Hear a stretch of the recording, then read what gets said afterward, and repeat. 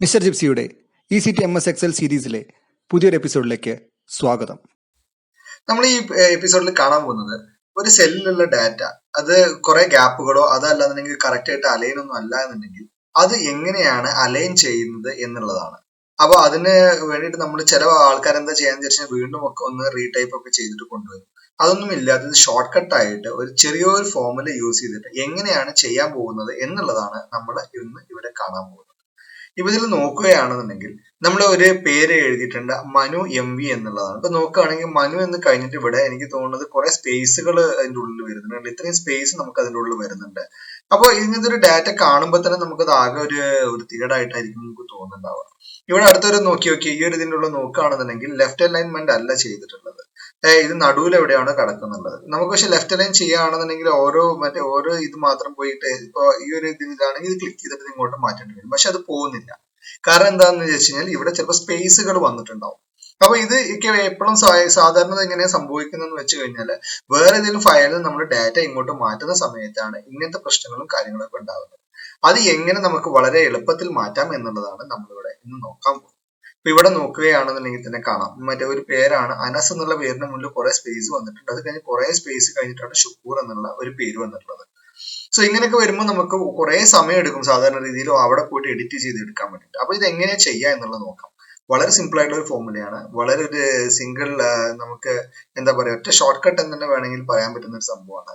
അപ്പൊ ഒരു formula usually ചെയ്യുന്ന പോലെ ഒന്നെങ്കിൽ ഈക്വൽ ടു എന്ന് കൊടുക്കുക, അല്ല എന്നുണ്ടെങ്കിൽ FX എന്നുള്ള ഈ ഒരു ഇതിൽ പോയിട്ട് നമ്മൾ ക്ലിക്ക് ചെയ്യുക. ഇതാണ് വേണ്ടത്. അപ്പൊ ഞാൻ ഈക്വൽ ടു എന്നുള്ള രീതിയിൽ എങ്ങനെയെന്ന് കാണിച്ചു തരാം. ഈക്വൽ ടു ഇതിന് നമ്മൾ ട്രിം ചെയ്യുക എന്നുള്ളതാണ് പറയുന്നത്. അപ്പൊ ട്രിം എന്ന് പറഞ്ഞാൽ അറിയാലോ, ഒന്ന് കുറയ്ക്കുക എന്നുള്ളതൊക്കെയാണ് ട്രിം എന്നുള്ളതിന്റെ അർത്ഥം വരുന്നത്. അതേ സംഭവം തന്നെ നമ്മൾ ഇവിടെ യൂസ് ചെയ്യുന്നത്. അതിന് നമ്മൾ ഇതേപോലെ TRIM ട്രിം ഇത്രയേ ഉള്ളൂ. ട്രിം എന്ന് കൊടുത്തു കഴിഞ്ഞാൽ അവിടെ നിങ്ങൾ കാണാൻ പറ്റും, remove all spaces from A text screen except for single spaces between the word.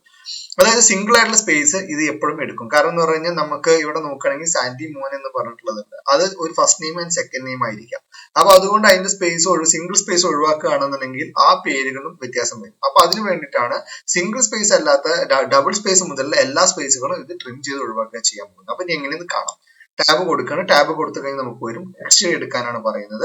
Text നമ്മൾ ഈ ഇതിലാണ് വരുന്നത്, ഈ മറ്റേ സെല്ലിൽ വെക്കുന്നത്. ഞാനത് കോളം ക്ലോസ് ചെയ്യുന്നു, എന്റർ അടിക്കുന്നു.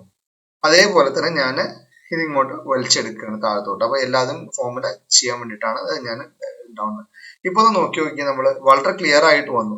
അതായത് ഇവിടുത്തെ ഫ്രണ്ടിലെ സ്പേസ് എല്ലാം ഒഴിവായി, കറക്റ്റ് ആയിട്ട് സ്പേസിങ് വന്നു. ഞാൻ നേരത്തെ പറഞ്ഞ പോലെ ഓരോരോ സ്പേസ് വിടും. മനു MV എന്നുള്ളത് Manu 3 space M 2 space V എന്നുള്ളത് മനു MV എന്നുള്ളതായി.